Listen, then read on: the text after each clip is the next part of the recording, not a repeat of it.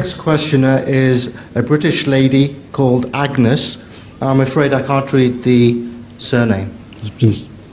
Sorry, what? Surname?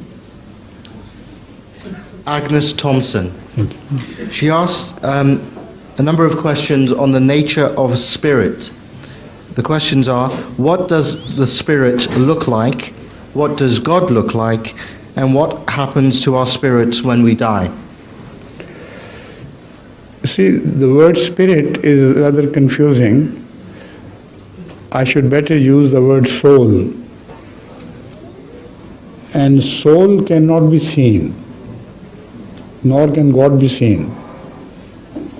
Because the phenomena of seeing requires that your sight returns to your eyes after striking a hard surface, comparatively denser surface.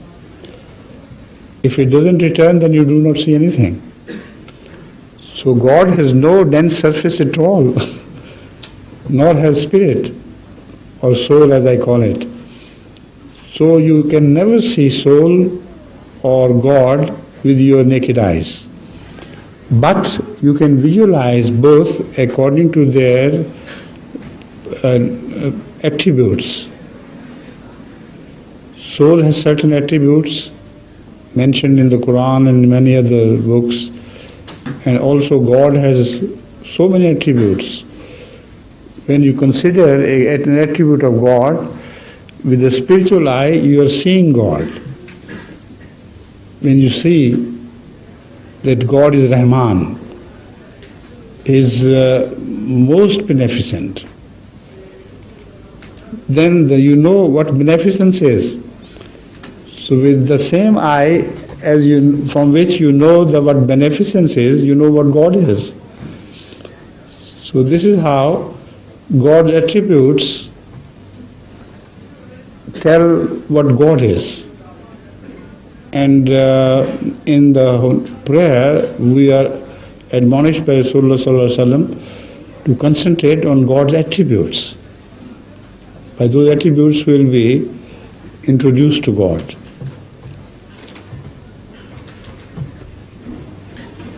The last part of the question was, what happens to our souls when we die? After death, what happens to our souls? I've already answered this question, because it depends on the soul of a good person or a soul of a bad person. Whatever we do to our souls here, we give birth to the same soul in the hereafter. Now it will be difficult for you to fully understand this until you realize that all the evil people so their expressions change as well. Look at their eyes and they look sort of vacant of holiness or righteousness. Look at the eyes of the corrupt SHOs in Pakistan. There are many. There is no shortage of them. And you realize how terrible they look. They seem to be emptied of all piety. But when you look at a pious man, really pious, you may be deceived by apparent looks, but in reality, you can see him. If he is not a hypocrite, that's a different story. Only Allah knows a hypocrite what he is. But in most cases, that piety is written large on his face and his expressions. So here the soul is revealed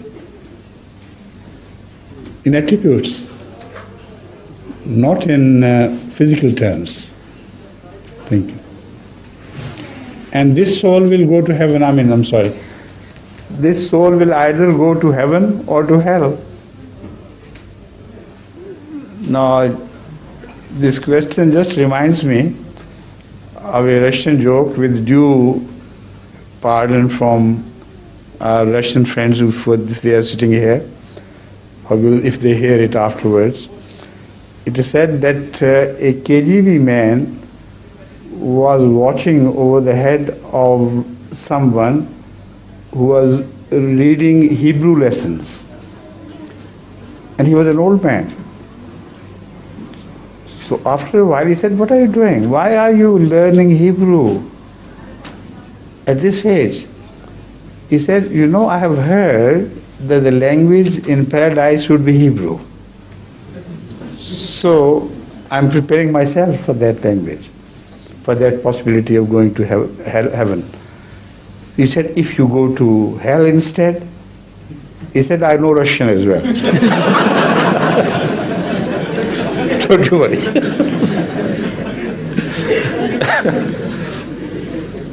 Come on, next question, please.